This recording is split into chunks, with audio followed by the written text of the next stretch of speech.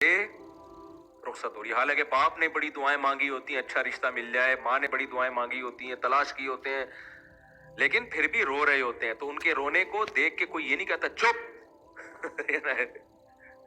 تو یہ اچھا یاد رکھو, ایسے موقع پہ بارات کا کھانا ماں کے ذمے باپ کے ذمے ڈالنا یہ بھی نیچر کے خلاف ہے. خوب سمجھ لو, نہیں یہی بات سمجھ. یہ جو لڑکی والے کھانا کھلاتے ہیں نا, یہ بھی اللاجیکل ہے. وہ قومیں جن پر انگریز نے حکومت نہیں کی ہے, یا ہندوؤں کے ساتھ وہ قومیں نہیں رہی ہیں, ان میں آپ کو بارات کے کھانے کا تصور نہیں ملے گا. یہ بھی اللاجیکل ہے.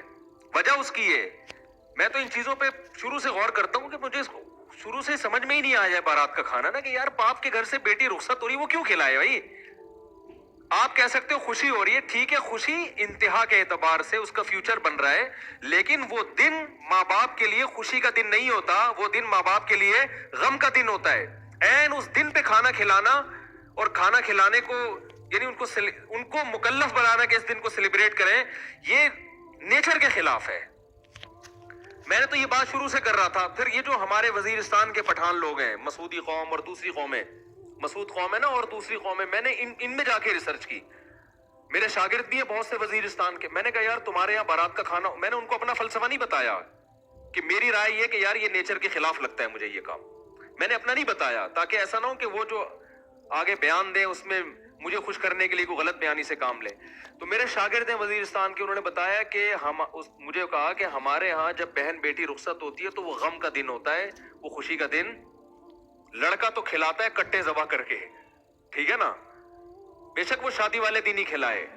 تو یہ لڑکا دعوتیں کر رہا ہوتا ہے, لڑکی کا باپ دعوت نہیں کرتا. میں نے کہا دیکھو, کیونکہ انگریزوں نے حکومت نہیں کی نا وزیرستان میں, انگریز آیا تھا طبیعت سے پٹ کے گیا تھا. پتا ہے آپ کو یہ بات؟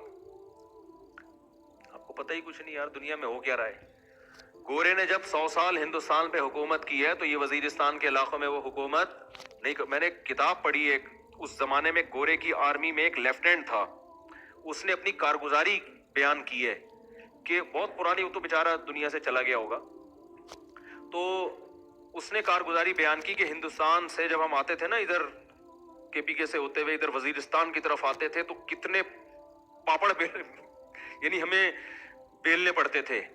اس نے بتایا کہ ایسی قوم تھی کہ انگریز جہازوں کی بمباری کر کے ان کے گھر گرا رہے ہوتے تھے, پھر بھی تسلیم نہیں ہوتی تھی. یہ پہاڑوں پہ عورتیں بچے اپنے گھروں کو تباہ ہوتے ہوئے دیکھتے تھے مگر ہتھیار نہیں ڈالتے تھے. یہ اس کے الفاظ ہیں لیفٹیننٹ کے جو میں نے خود پڑھے ہیں, کہ اتنے بہادر